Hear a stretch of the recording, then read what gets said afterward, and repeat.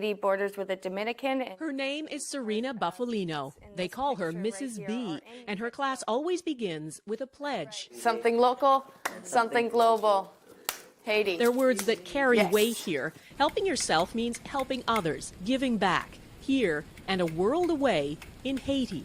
And nobody's helping them, except for people like us. It was through her the class learned of Haiti, of the nearly 1 million orphans, many with no school, no support, no Mrs. B in their lives. They could not wrap their head around that. Mrs. B's students are among Toronto's most at risk. Their challenges vary from emotional and behavioral difficulties to learning disabilities. Their trauma so severe they can't function in a regular school setting, and we aren't allowed to show most of their classmates. For most of the kids, most of society has turned them away. And in this classroom, they're accepted. They're accepted no matter what for who they are. Take Yolanda. She came here last year so burdened and withdrawn, she would often fall silent, sometimes for days on end. It was, she says, Mrs. B's patience, her quiet encouragement, that saved her. She actually saves people's lives from dangers. And perhaps that's why these marginalized kids feel such a kinship with the orphans of Haiti, and why they were moved to act. And so when Yolanda and Jackie and Patrick said, well, Miss B, we need to build them a school. Build a school, no easy task. They started out raising money. They sold samosas, washed cars, screened movies, you name it. And in just a few months, this little class raised $20,000. So much, it's not just a one-room schoolhouse they can build, but a full 3-story school. And so Mrs. B set off on a journey she'd dreamed of, up into the dusty mountains above Port-au-Prince to a town called Canaan. It's home to thousands of earthquake refugees who live with no running water, no electricity, and no school, until now. The first step was a temporary school. It's up and running. 53 students already in uniform. The permanent school for 250 is growing from its foundations. It makes me want to cry because she just makes me feel so awed, and I'm very proud of her. All of this because of a handful of students back in Canada and Mrs. B, the teacher who believed in them. These are for you. At another fundraiser, a special tribute to the students, accepted by someone who, without Mrs. B, might not be here. They believe in me and I believe in them, and together we not only change our lives, but we change the world around us. For inspiring great things and seeing the potential in everyone, Serena Buffalino is this week's Everyday Hero. This is the reason why I do what I do, is because of Yolanda and all the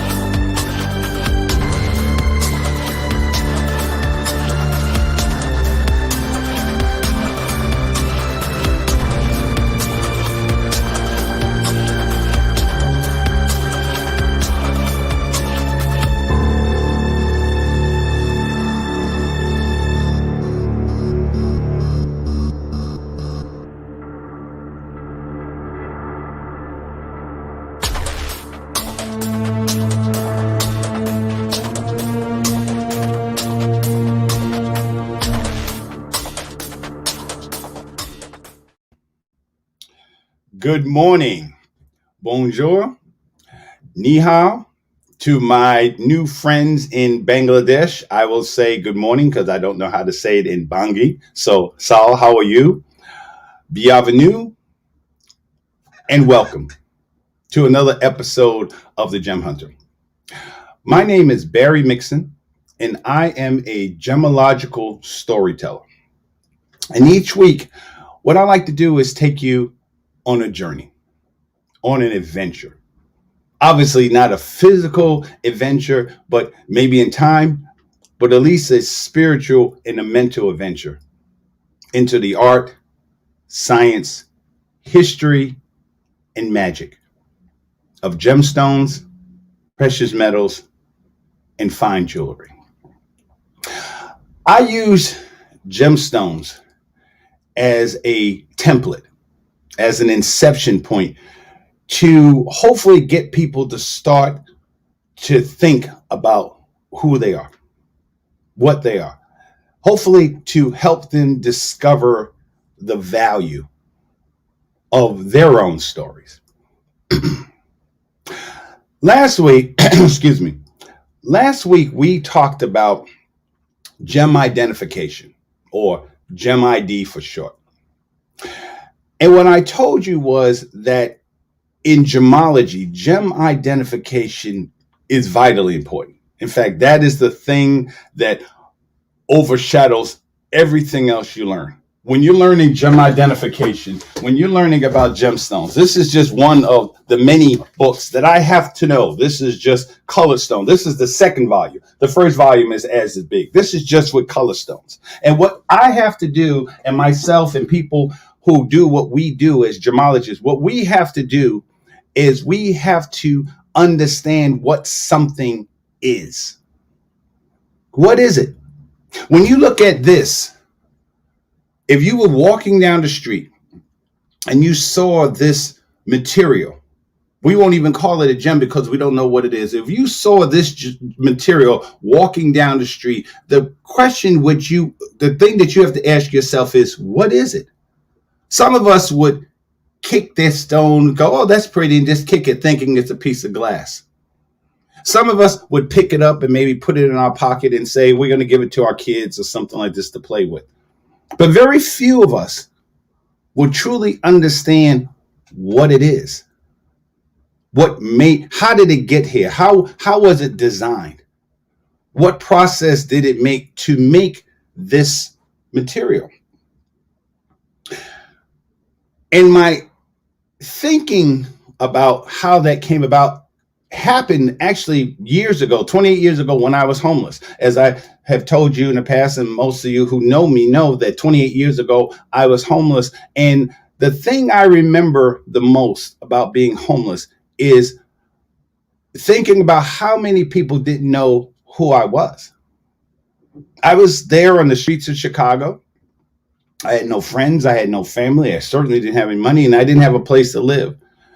But that person walking up and down the streets of State Street, Michigan Avenue, Rush Street, was someone who had been in the Marine Corps for 14 years. I had degrees in biology, chemistry, biochemistry. I had children. I've been all over the world, but no one saw that when they saw me. All they saw was a black guy who was unshaven, hair. Yes, I had hair then. Hair, beard, mustache, everything else. I smelled, but that did not change who I was. So gem identification is important, not only in gemology, but it's vitally important in terms of relationships.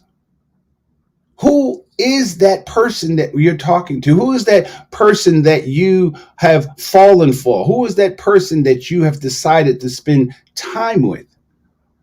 When an appraiser looks at a piece of jewelry, the first thing we have to do, at least the first thing that I do, that I've been trained to do, is step back. Step back and say to yourself, what is that? See, a gemologist, an appraiser, has to truly understand the concept of once upon a time. Because once upon a time, that gemstone might have looked like this. It might have been a rough. Not might have been, it was a rough, and then it was developed into what I see today. So what I have to do is, within once upon a time, basically take a time machine and go back. Go back to, when was it created? How was it created? How was it faceted? What are the processes that it took in order to create the beautiful piece of jewelry that I see in front of me today? And the only way you're going to understand that is you have to understand what are the attributes of a gemstone. I have clients that I work with in regards to storytelling, and it's always amazes me how so many clients that I work with are coaches, or they've gone through all these different types of levels of training, and their purpose is to help other people get to wherever they are. And the first question that I always ask is, who are you? How did you get there? How did you get from where you were to who you are today? Because that's the only way you're going to figure out the value. Nothing has value without a story.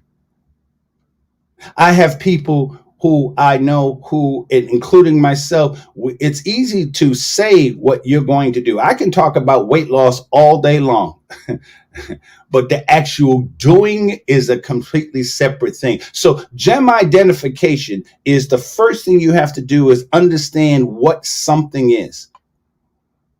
And then once you understand what something is, you have to say to yourself, how did it all come together?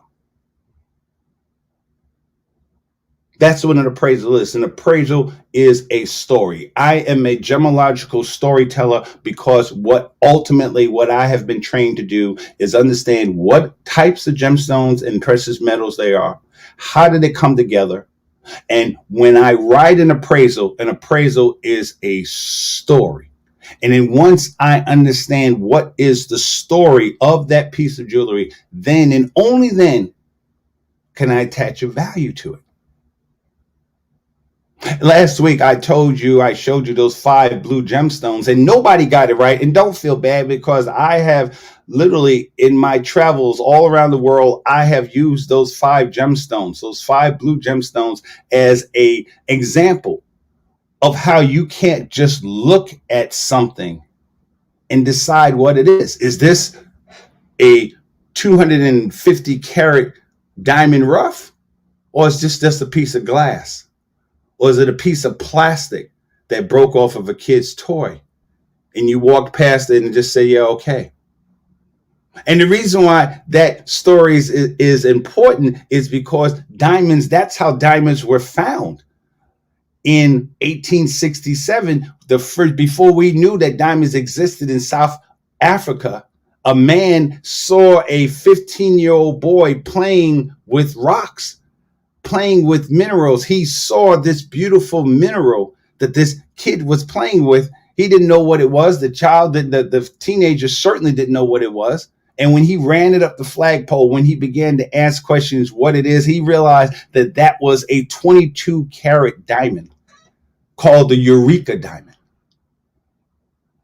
2 years later, in 1869, that same man was confronted with a gemstone 4 times the size of the one he saw in 1867. And then he knew, because of what he had began to know about diamonds, what it looks like, how it feels, the weight of it, the density. Once he began to understand, he knew that that gemstone, that the man named Bowie, who was a sheep herder, when he came to him and said, "What will you give me for this?" He just wanted a place to stay for the night. It was pretty to him, Bowie, and he thought it might be pretty or attractive to someone else.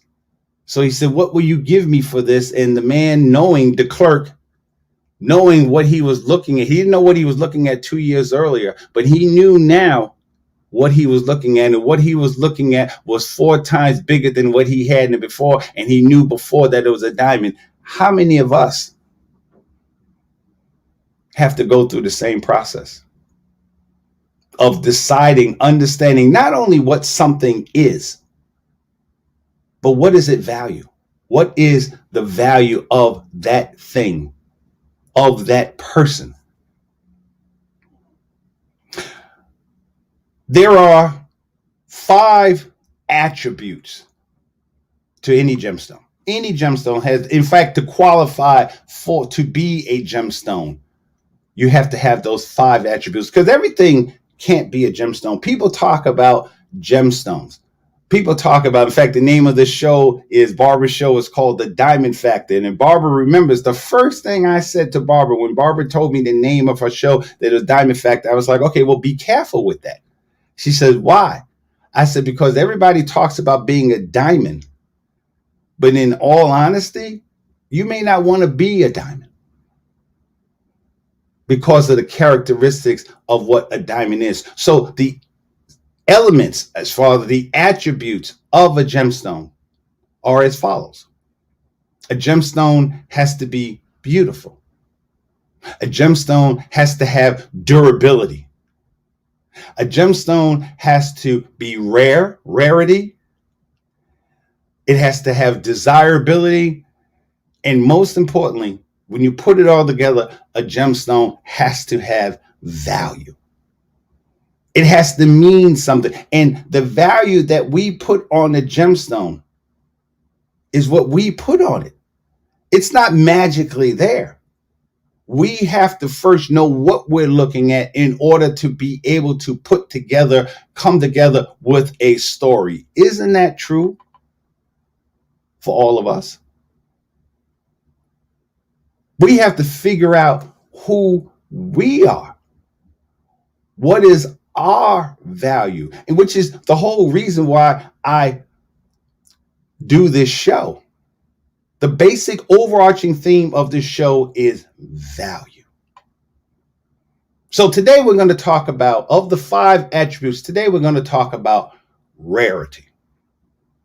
I could talk about beauty first, but beauty is easy. Beauty is the reason why so many of us make mistakes in our relationship. We see something and we go, oh God, she's wearing red, so gotta be a ruby. No, not necessarily. It could be quartz. It could be something even more rare. Instead of a ruby, it could be a red beryl. A beryl is basically the name of the family of the species, which we also call, or one of the members are emerald. So there is green beryl, which we call emerald. And there's also something even more rare, which is called red beryl. It's a emerald, basically the structure of emerald, except in a red manifestation. So today we're going to talk about rarity.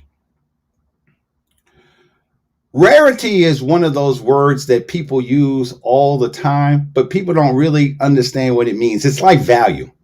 We talk in terms of rare, but do we really understand what rarity is? In gemology, you have to understand rarity because you, as a gemologist, we realize that there are 4,000 different minerals, not just rocks, but minerals. What a mineral is something that has a specific molecular structure. And there's like 6 different structures: cubic, hexagonal, trigonal. We have to, as gemologists, we have to understand what are the different structures, because the structures is what gives you an idea of what you're looking at. When you're looking at a person and a person behaves in a certain way, a person looks a certain way, that's the beginning of your process of understanding who that person is. What is their structure? Now, the thing is, with a gemologist, as a gemologist, as an appraiser, I know that understanding the structure of what we call gem material, because we haven't decided what type of gemstone it is. So it's gem material. That is just step 1 of understanding what it is. Then we have to understand, where did it come from? How was it made? How was it processed? At what stage did I catch it? That's the same thing we have to do in relationships. Who is this person that I'm dealing with, that I'm being around? What is her? And again, I always say to my viewers, you can just fill in the blank. When I say her, if him works for you, if she works for you, whatever that word in the middle, whatever that person is to you, it doesn't even have to be in a relationship. It could be a friendship. Who is that person? Gem identification. Does that person have the attributes of what a gemstone is?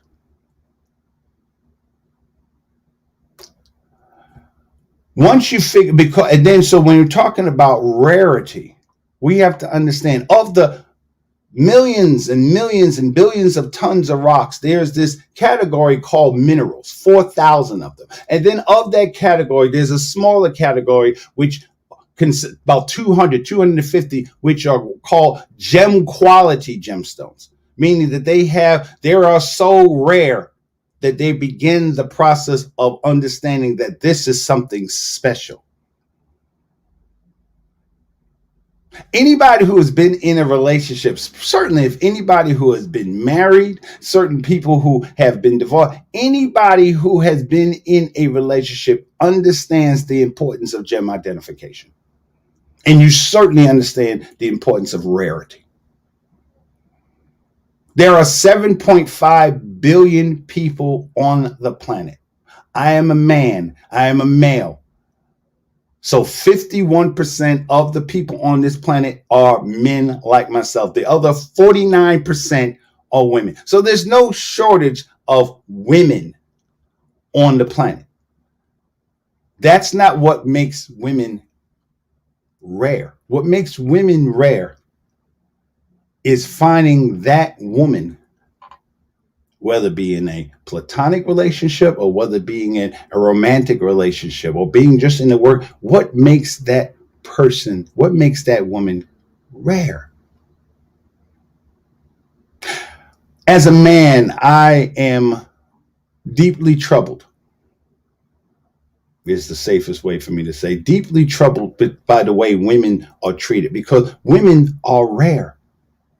That woman for you is rare. That friend, having a friend, having someone that you can really depend on, that's rare. We live in this society where rare is just used. We see people who have been in relationships and been in friendships for 10, 20, people who have been married for 50 years. That's rare.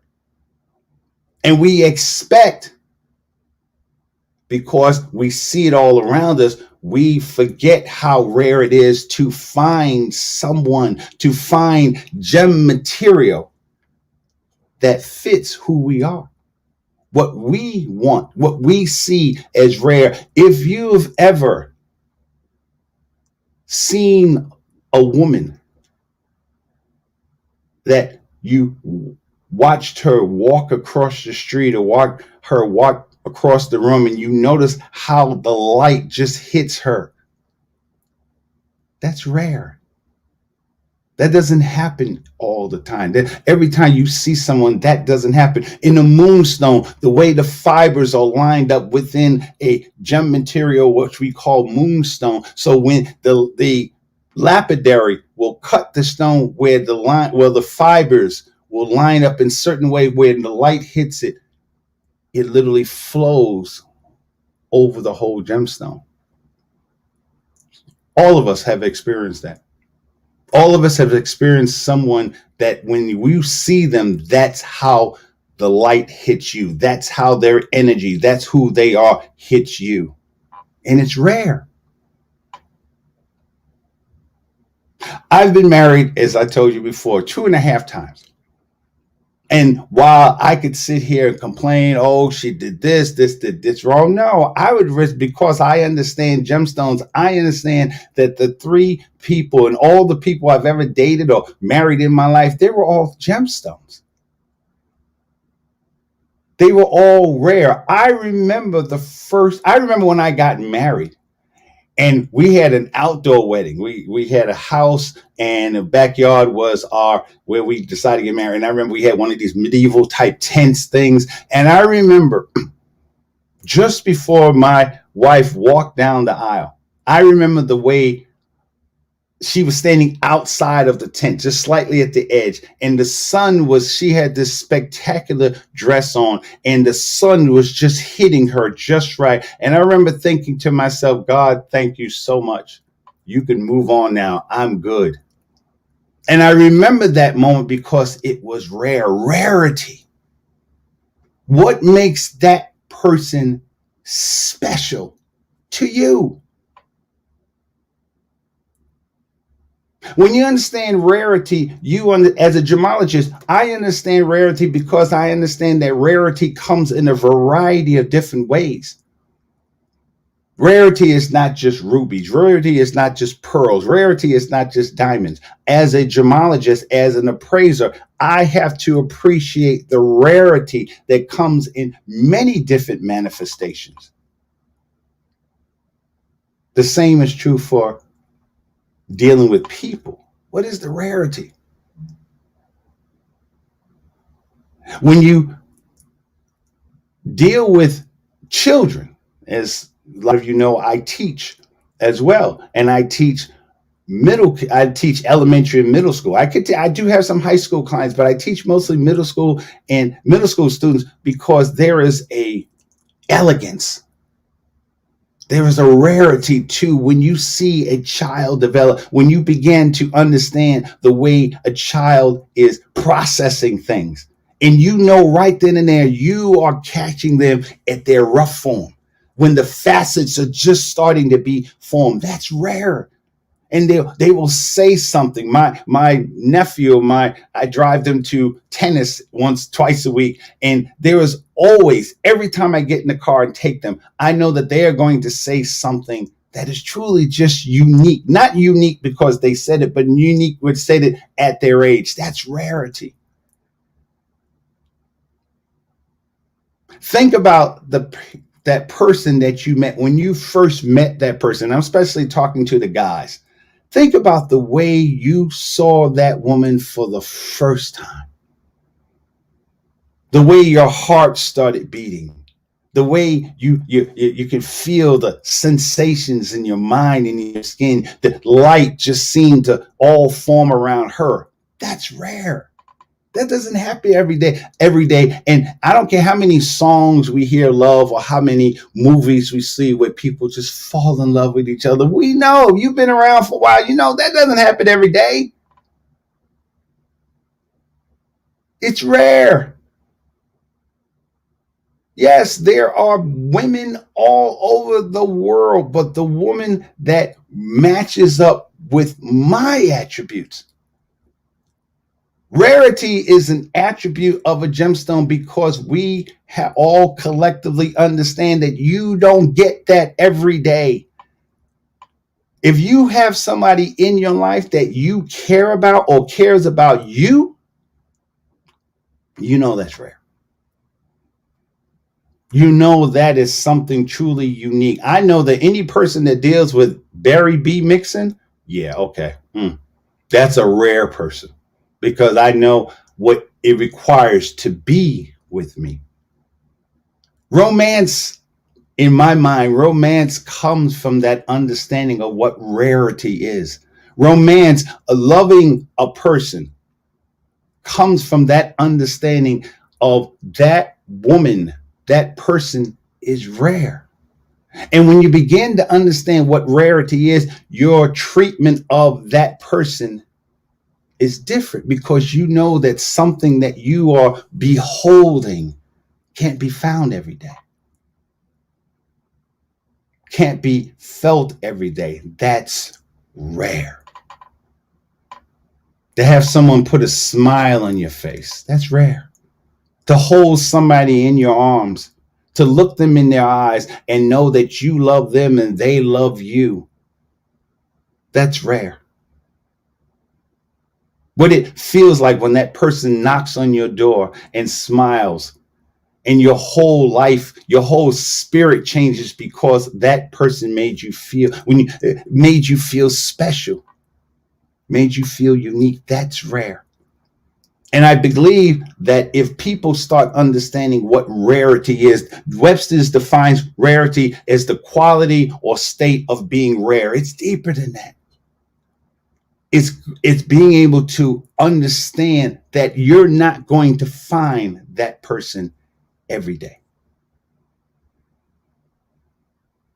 We live in a time where 560,000 people are no longer here. And as a gemologist, as a gemological storyteller, I process that there's 550,000 gemstones that are no longer here. And each and every one of them was rare. Was rare. I may never meet them. And those were your family members. Those are your family members. Those are your loved ones. You know that they're rare because you know that they can never be replaced, ever. If you lost a son or your mom or your dad or uncle or coworker or friend, that is rare, and that feeling can never come back again. You might find other friends or whatever, but it's never going to be what that person did for you. That's rarity. That person is a gemstone for you. So as we begin to enjoy springtime, and the weather's yesterday was 80 degrees here in Chicago, 80 degrees. So there, people in France, haha, it's 80 degrees. Thank you. But even that, to be 80 degrees in April in Chicago, that's rare. Tomorrow it might snow. But if you lived in Chicago long enough, you begin to appreciate each and every day because you understand how rare it is. How many of us who are no longer here with us can appreciate that? That's rare. Every day is rarity. Every breath you take is special. So I leave you today.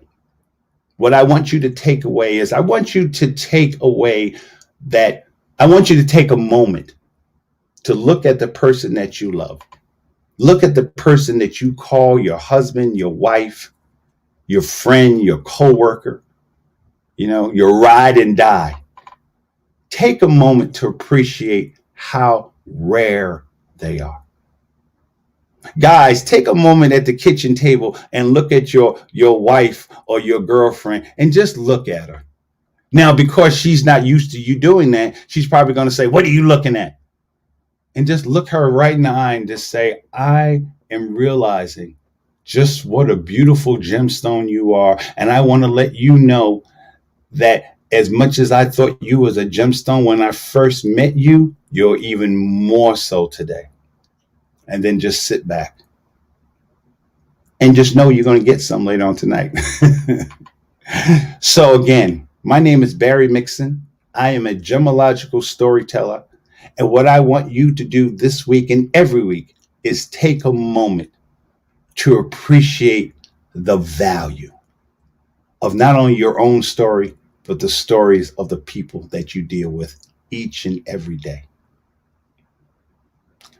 Au revoir.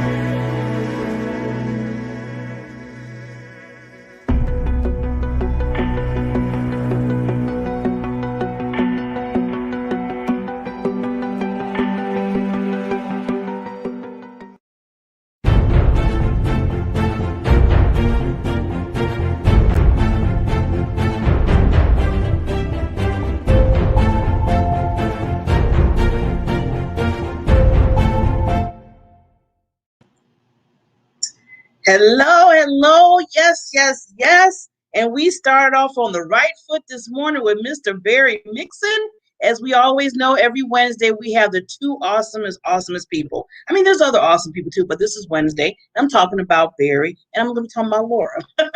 So those are the two for today. And again, I just can't say how much I appreciate the experts and the guests that come on this show. I just don't want people thinking I'm taking stuff for granted. I really appreciate them because this is what makes up the Diamond Factor experience. I always say Diamond Factor experience with Barbara Beckley, but I always add that little caveat out there, expert and special guests, because if it wasn't for them coming on, giving their genius, giving their gifts that they have in them to you, so you can learn who they are, build that relationship on video, because we're doing a lot of video right now, as you all know. And then I want everybody, this is the thing I want you to take action with. Call to action right now, CTA. I want you to reach out to them. They all have businesses. They all coach. They mentor. They do webinars. They do teaching. They do training. I mean, the list goes on and on and on. So you just don't have to have them just for this little 25 minutes and say, oh, well, I'll see them next week. You can get with them and work with them all the time. And that's what I bring them on to. It could be a win-win for everybody. And I always encourage people to reach out to these wonderful experts. So with that, I'm going to go right into, because I know I'm coming on midterm, because that's why I like to bring Barry up right away so he can get the full effect of everybody on Wednesday. And before I bring in the next Queen Diamond, Miss Laura, you know, I've got a quote or something for you to think about, for you to sit there and say, that was interesting. Let me see how my day go with that. So where are my risk takers today? I am calling out the risk takers for today, and this is for you. You cannot make the most of yourself in life if you do not take risks. That speaks for itself. I agree with that. By risk, I am not speaking about risks you might take physically, okay? I'm speaking about taking risks such as speaking up for yourself, following your passion even when it seems like your dream is unattainable. And 3, having the courage to leave any situation, and I'm going to say this, courage to leave any situation that is not right for you. Risk calling someone to turn a painful situation to a pleasure. Risk applying for a new job with an attitude of courage. Risk going to new places and meeting new friends through risking your growth as a person, making the most of yourself. Today, get out of the comfort zone and risk today. Get out of that comfort zone and risk. And it really came to me because, like I said, every time I pick something to bring onto the show to give you some kind of culture, just something to think about, it always hits me first.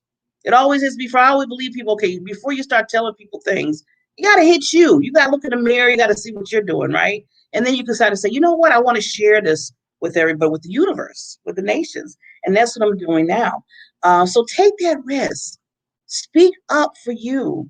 I'm always talking about your PPD, your purpose, passion, drive. Speak up for that. You have a gift of genius in you, a unique one at that. If you don't, a lot of people say, well, no. Don't even, I don't want to hear that, well, but maybe. Take all that out. Just go straight to say, look, I'm a risk taker. I believe in who I am. I know who I am. And I'm going to go out there and I'm going to just live my life, do my goals, move for results, because that's what it's all about. Think about it. We only live this one life. Well, some people might say we won't want to. I don't know. Everybody has different beliefs. But I believe after this life, hopefully I'm going into a higher realm. Okay, let's just say that. But while we're right here at this time and place, in this motion of movement right now, take those risks. Don't be regretful when you're getting older. I always tell people that. So I can get on my soapbox. You know me, I can go on, but this is not my time. This is Laura's time. So I want to make sure I bring her on, because I can go on and on and on. And Laura be like, wait a minute, what you doing? You're supposed to bring me up. What's going on? So just take those risks. Something to think about for Wisdom Wednesday. So I'm calling this, as you see, I've been putting up little videos about little wisdom things. And the last one that I put up is what said to go for it. And then he said, rule 1, go for, what you want to go for in life. And then it said, rule 2, follow rule 1. I like how that did. It said, either way, there's just only really one rule, and that's follow what you want to do in life. So with that, we're going to have Wisdom Wednesdays, and I'm going to be putting up little quotes, talking about little things, because wisdom is always, wisdom, we can grow from wisdom so much. So you'll be seeing a lot of that. And with that, we will bring on Miss Diamond Queen herself, Miss Laura Armstrong.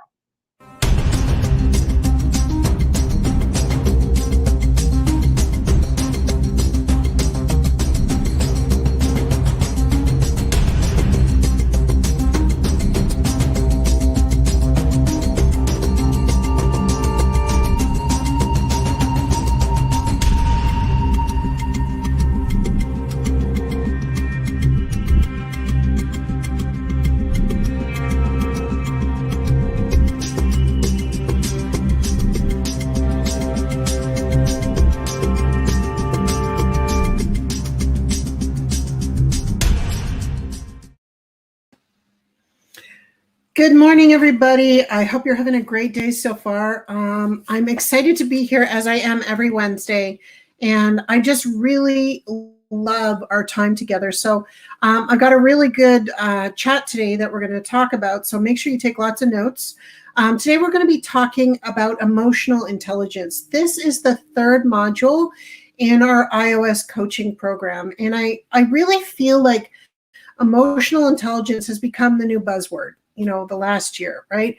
But it's been around for a very long time. So in our previous modules, we covered personality intelligence, which fed into sales intelligence, okay, which is now going to feed into emotional intelligence. When you have all three of those at a really high level, that's the trifecta you are looking for to not only increase your leadership, but your communication skills and be successful in your business. There are no limits to what you can do if you've got three strong intelligences in those areas. I mean, you want them all strong, but the personality, the sales intelligence, and the emotional intelligence work together to create more for you in your life. So let me just spend some time talking about emotional intelligence. So emotional intelligence is the ability to optimize your personal and professional relationships based on self-regulation, internal motivation, empathy, very important, self-awareness, and social skills. Okay. To raise your emotional intelligence, you'll need to understand how to modify your communication strategy. Okay, and improve self-regulation through greater awarenesses of others' motivations and personal values.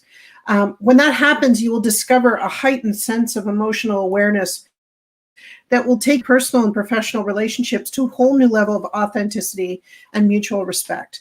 And let me give you an example here.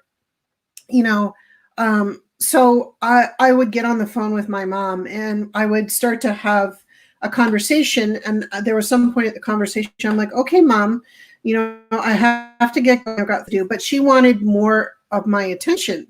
So she would start an argument with me, right? Just to keep me on the phone, because that was what she knew, right? But being of higher emotional intelligence, actually lower at the time, I didn't realize what she was doing. So I would engage in this argument with her, right? Instead, once I realized what she was doing, I turned it around. And I literally said to her, Mom, did you want to chat about anything else? Right. So you have to have the ability to recognize where, things are going south or where low emotional intelligence is coming in. You really have to self-regulate yourself. Right. Because remember, once you say something, you can't take it back. Right. And if you can, kind of resolve the problem by catching it, that's great too. But, I treated my mom a little differently on the phone. I was giving her what she needed, giving her empathy for me. And I was self-regulating myself because I really didn't want to be in that negative argumentative mood, which really wasn't her goal. Her goal was to have more of my attention. Right. And so, how many times does this happen to you guys? Right. So I feel like there's a lot of value in emotional intelligence, not just B2B, not just in our business, not just in corporations, which I really love that they're trying to up that, because I feel like that's not only going to help them connect with their employees better on all levels, but also connect with their customers and create a new customer experience, which is what they're looking for right now in our current circumstances. But most importantly, the people in your life that, you interact with day to day, like they're not something to take for granted. That's something that you have to value every moment. And if you can self-regulate, which is just a part of emotional intelligence, there's so much more that I'm going to talk about in a minute. You could actually change your life and make everything you do happen with a lot more ease. And I think that we all want that right now.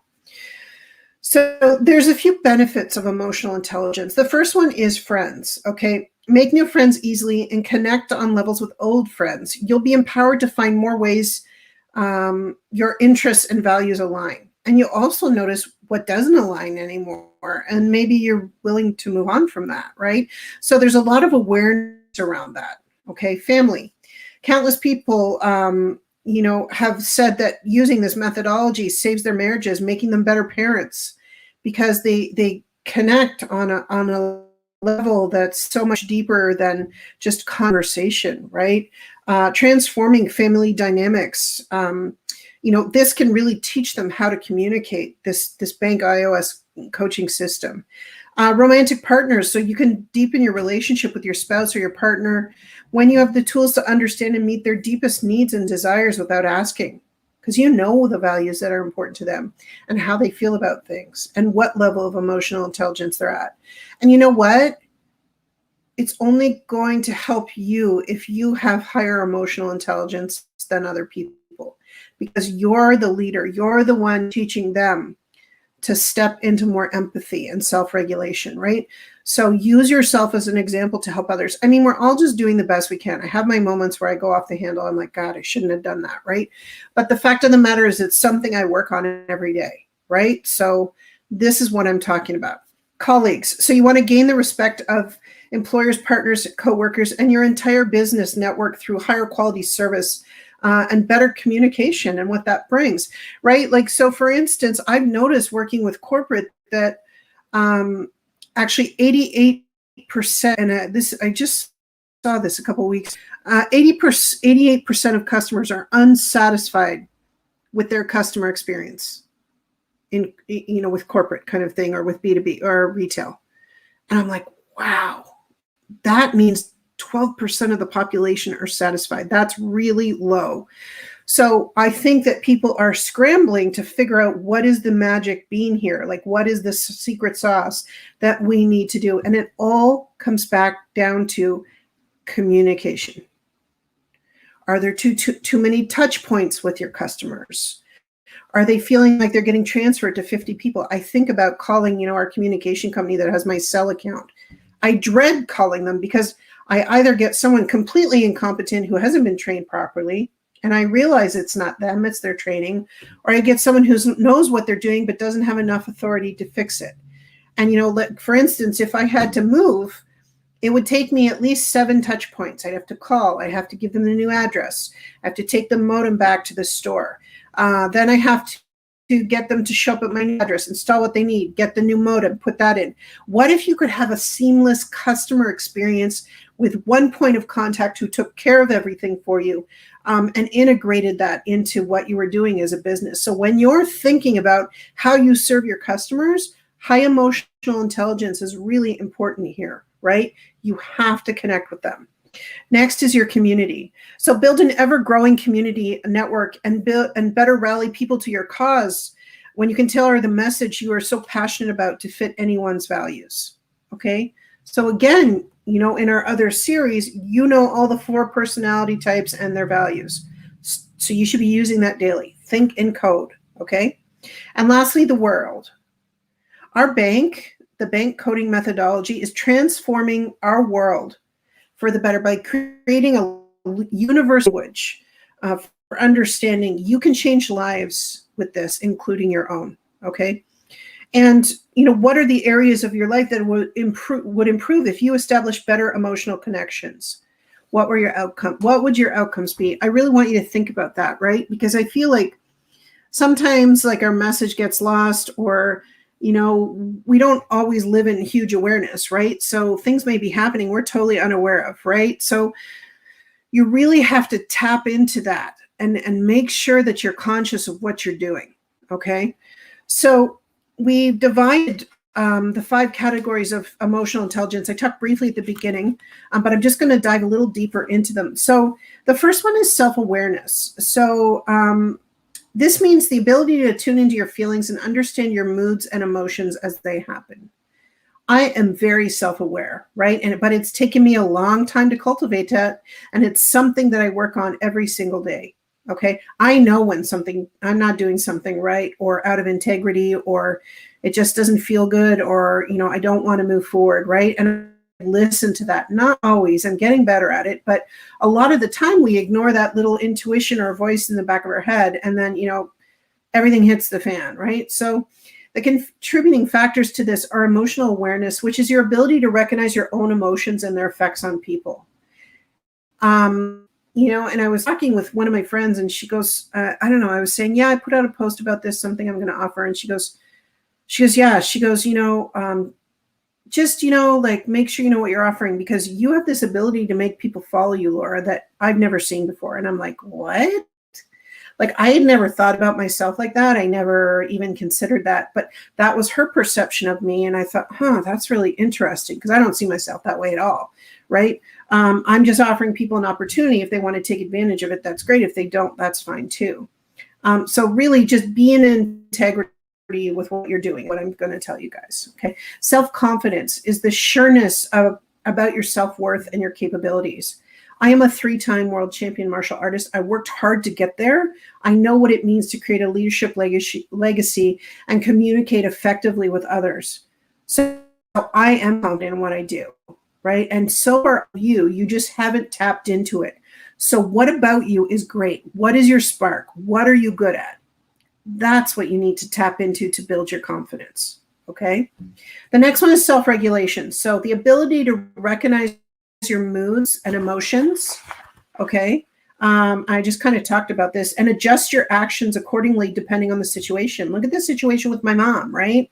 So there's a few contributing factors to this. The first one's self-control. So that's your ability to manage disruptive impulses, right? So, my mom would suck me in there and I'd be like, oh, after the call, I'd feel like so down and depressed and angry, right? Trustworthiness is maintaining the standards of honesty and integrity. I had to set boundaries around that whole thing because that wasn't serving me in a good way. And conscientiousness is taking responsibility for your own performance. Boy, did I ever beat myself up about that afterwards. Adaptability is your ability to handle change with flexibility. And once I had the awareness, I was able to change the conversation around. So both people were engaged and being very emotional intelligent about what they were talking about, right? Because I saw the pattern happening there. And innovation is about being open to new ideas. So I had to figure out a way to keep my mom on the line and not go into that cycle of her starting a fight with me just to engage with me, right? And the best way it works with my mom is just to put it in her face and just say, Mom, did you want to chat for a bit longer? Right? Like, and that's not really putting it in her face, but I'm like, that seemed to be the problem she had. And she was thrilled. She's like, yeah, let's chat for a few more minutes. Right? That's all she needed. The third one is motivation. So that's the ability to determine your motives for acting and to develop intrinsic motivation instead of always being driven by external factors. Like, what moves you as a human being? So components of this are achievement drive. So is your constant striving to improve or meet a standard of excellence. Okay. I always want to be the best at everything I do. Not only does it work in my favor, it also works not so much in my favor sometimes, because I really need to look for that happy medium, because I'm very, action, I'm very type A. I'm not as much as I used to be. I've calmed down with age, but I'm still all about the winning, and I like to be first, and I love competing, and all that kind of stuff. That still really pushes my buttons. So I really have to be aware of, and not just that, but how much I'm giving of myself, so that I'm care and not overloading myself. Okay. The next one is commitment, your ability to align with the goals of the group or the organization, or even what you're doing. Right? So this allows you to be a bigger part of a community and be in line with what they do. If you're not aligned with them, why are you with them? Okay. There's lots of people out there who do lots of things that are going to resonate with you. So make sure what you're doing resonates. Okay. Initiative is how you ready yourself to act on opportunities. This has been a real development for me this last year, because there's been so much change and so many opportunities have come out of the woodwork. And, I have that shiny squirrel syndrome where I'm like looking, right? So I really had to keep my focus and say, this is my end goal. I'll look at this and I'll look at this. If I'm not interested, I'm happy to put it out to my network, right? So it just depends, right? So be sure that you're ready to act on opportunities, but be clear about what your outcome is when you do. Optimism is how you pursue goals consistently despite the obstacles and setbacks. I can totally speak to this. It took me 3 times at the World Championships, and the 4th time I went, I won. So these only happen every 2 years. So going through, regionals to national to international, like it was years of my life, years before I hit the top end. And I never gave up. And I knew I was going to win, right? So, 3 tries, that's 6 years of my life. In the 8th year, I did it, right? I went in, I had enough experience, I learned enough. A lot of people learn faster. Some people never learn. So it's whatever is good for you at whatever pace that you learn at, right? So if you don't keep your drive and you don't keep your optimism, it's not going to happen. And I'm telling you, you're going to have down days and days you want to quit. And there's nothing wrong with that, because those just allow us to reevaluate where we are. Do we want to continue? Do we want to move on? Okay. My martial arts schools in Toronto, I always ask my senior instructors when they're struggling with things, I'm like, do you want to keep teaching? Do you want to keep the school open, or do you want to close it? Like, I'm not attached to the outcome of that, right? That has to be their decision. And then we have a conversation around that. And I know their passion is still there. So I know what the answer is going to be, but it's always giving people the choice to think it through. Okay. And that leads us into empathy, which is the ability to recognize and understand people's emotions, viewpoints, and motivations. I really work hard on this. It doesn't always go in favor because I'm always working on it. But the contributing factors to this are service orientation. So your ability to anticipate, recognize, and meet others' needs, not their expectations, their needs. Okay. Developing others is your ability to sense what others need to progress and bolster their abilities. And as a leader, you need to start tapping into that. And if you're not sure, ask them, how can I help? What are you struggling with? What are your successes? What do we need to work on, right? Leveraging diversity is how you cultivate opportunities through diverse people. That I work with, they're all over the map, right? So I attract all sorts of different people. And I love that, because I think not only are they unique, but they all have something special to offer. Sometimes they just can't see it. So, I really try to get them to step into that and tap into their greatness and what that means to them. Political awareness is the ability to read your group's emotional currents and power relationships. Is there a dynamic there that you need to have a conversation around? And is it serving the group, or not, right? Understanding others is your ability to discern the feelings behind the needs and wants of others. A lot of the time when I have conversations with people, they're like, I'm struggling with this. But when we get into a deeper conversation, there's always something else at the root of it. Deeper feelings, deeper emotions. Maybe there's an event that happened. It's you just never know where the rabbit hole is going to lead. So be willing to go there to really learn how to be empathetic. And I can tell you the rewards are just unparalleled. Helping other human beings, is there any greater cause on this earth, right? And the last thing I'm going to talk about today, the 5th part of emotional intelligence, is basically social skills, right? And there are different contributing factors to this. So this is the ability to build and maintain relationships and manage healthy social relationships. And I'm not just talking about social media. I mean you as a human being. So the contributing factors to this are very basic. Okay. So influence, your ability to wield effective persuasion tactics, which sounds horrible, but it's actually, you want people to listen to you, and you have an important message to give. So you want them to listen. So how do you get them to do that? Communication is your ability to send clear messages and then also receive them by actively listening.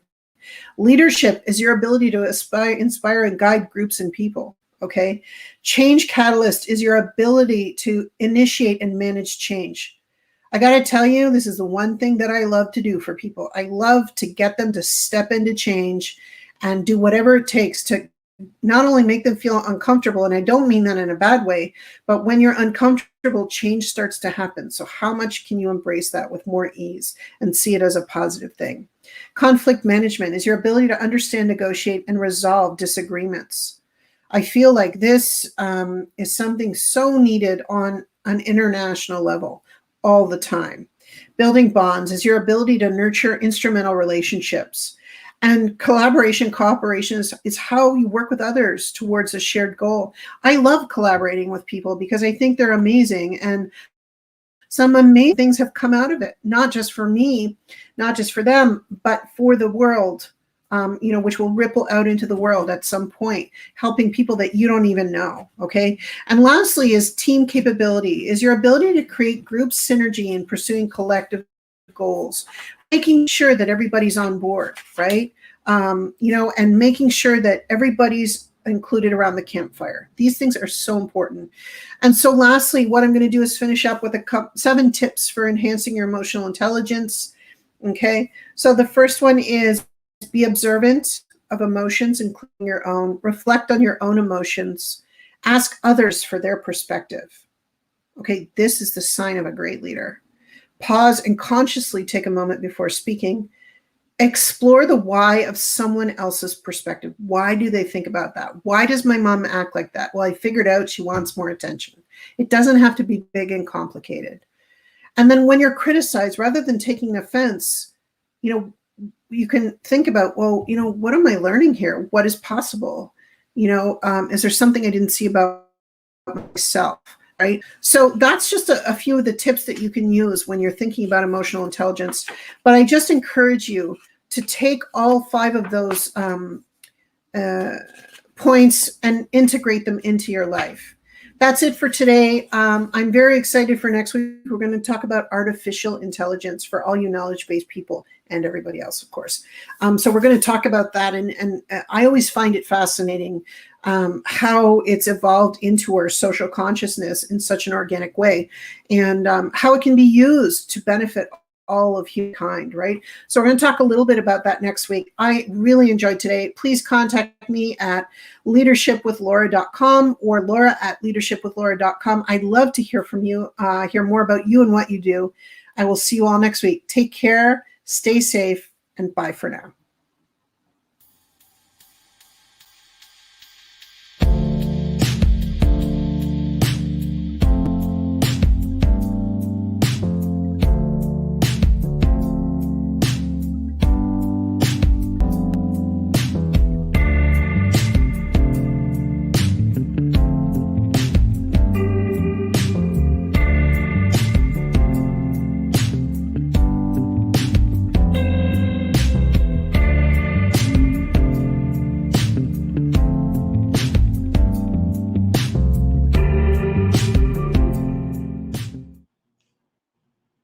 Boy, that just makes you want to just go on a table somewhere and give somebody your massage. It's like, ooh.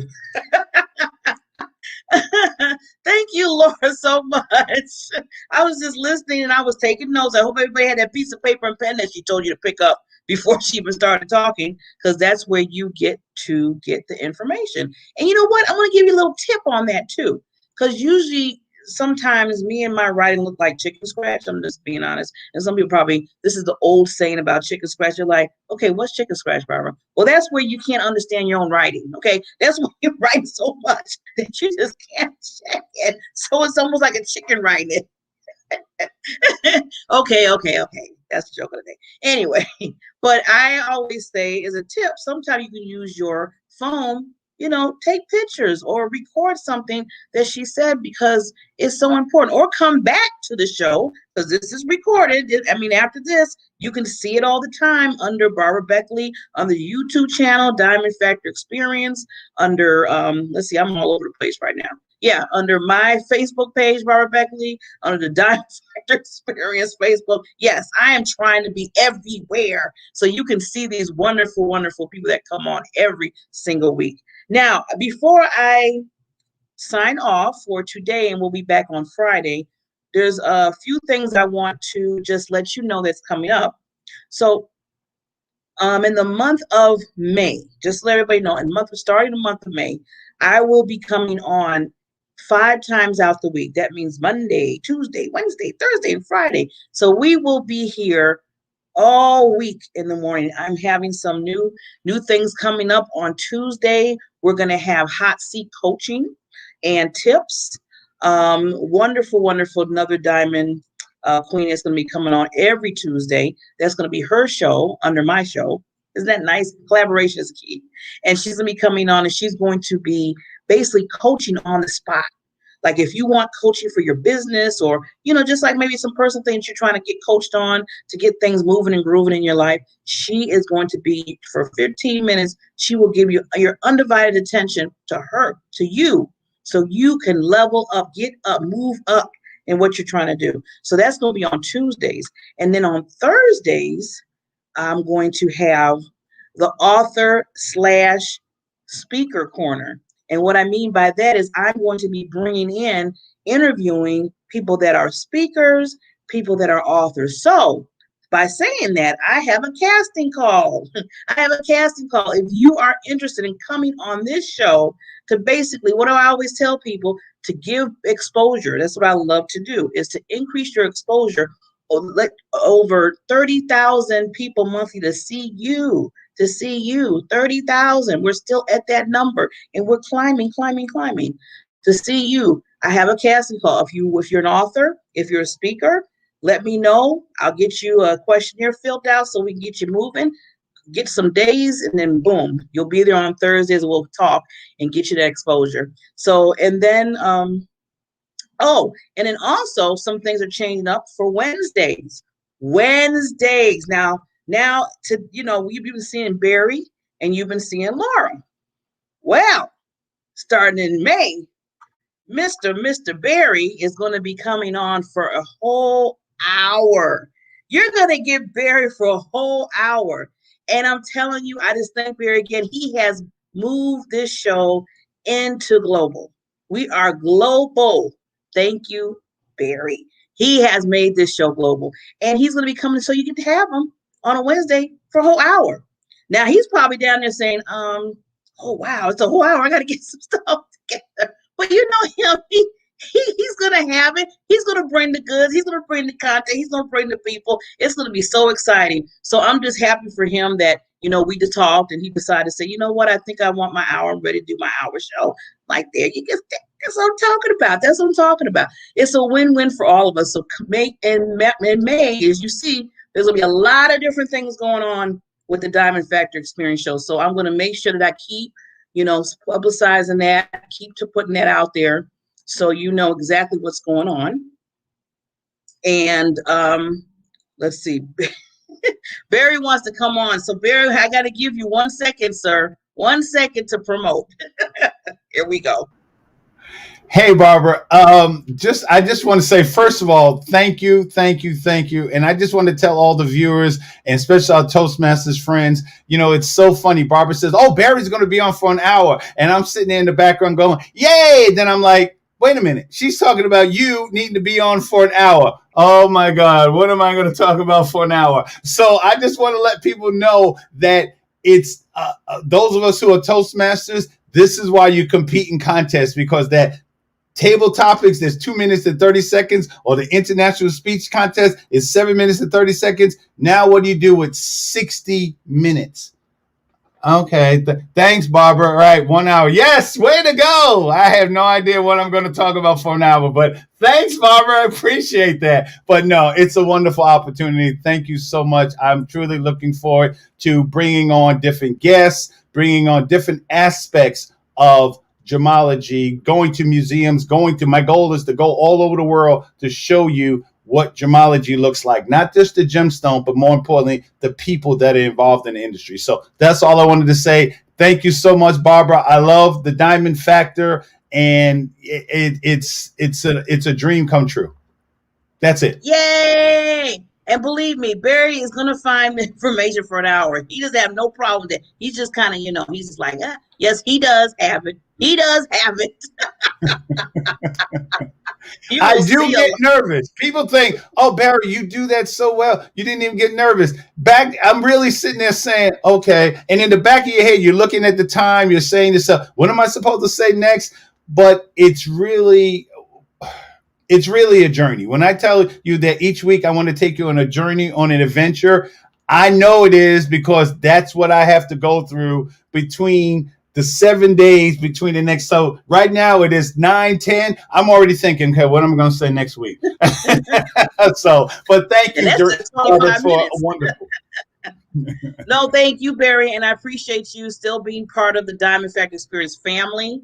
We're all family here. I always tell people, and it wasn't for you and others here, this wouldn't be a show. So thank you so much. And thank you for just pushing it. You're taking that risk, as I was talking about earlier. So you keep going, and we'll just keep doing the win-wins with you. Now Yes. you see the way she said that? Thank you for Yes. pushing.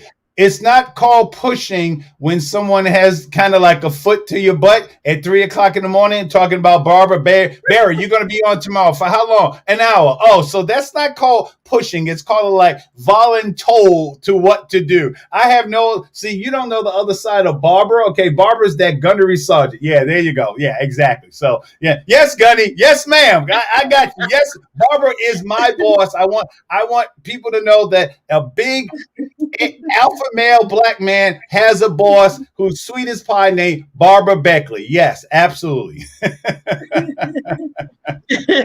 And one thing I'm going to always make sure is that you get the win-win out of it, Barry. So I appreciate you so much. I have no choice with you. No choice. No other choice. Thank you. So we'll see you next Wednesday, Mr. Barry. Okay. Bye-bye. Au revoir. I just, you know what? You can't help but love Barry. He is just, he makes you laugh. He makes you cry. He makes you think. I'm telling you, all the things. But one thing, it's funny. He always talking about, the sergeant. He calls me boss lady and stuff, which I think that just cracks me up every time I hear it. But we learn from each other. I mean, he has taught me so much with my speaking, with my presentations. I got to give him kudos for that. I uplifted to a whole nother level from last year during the pandemic when it first happened to now.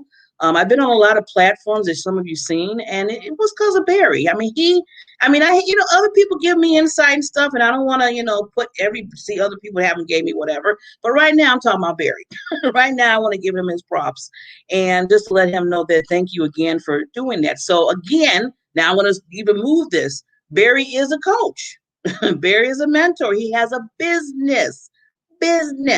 So you can reach out to him if you need help with speaking, with putting presentations together, with understanding what your story is, to try to make sure that makes sense, the structure of it, the content of it. Does it make sense? Can people resonate to it? All that good stuff. He is the one to go to. He is a coach. So like I said, reach out to these experts because they are phenomenal. But with that, I know I went a little bit over, but I just wanted to give you some things that's going to be happening moving forward. We'll be back this Friday. I have Miss Joy Ruffin. Oh my gosh, she interviewed me on her show. I'm bringing her on my show, and she is, you're going to see some fire. She has a lot of fire in her, and I love her. Another diamond queen. And then I'm bringing on three speakers that are part of the Level Up Summit Conference that's coming up in April under Current Cherry. I'm telling this woman, she just puts on so many different, back to back events. So there's going to be 3 wonderful speakers going to be coming on. You get to know them. They're going to tell you a little bit about their presentation, just a little bit, because they want you to come and see them at the conference. So with that said, we will be signing off right now, but not for long. I will see you on Friday. Remember, take them risks. Take them risks. We only live once. Take them risks. And remember, take the risk with your PPD, your purpose, passion, drive. That's why you have it in you. That's why you got your geniuses and your gifts. So you can take those risks. You're prepared. You got that foundation, that diamond factor. So I'll see you on Friday. Bye.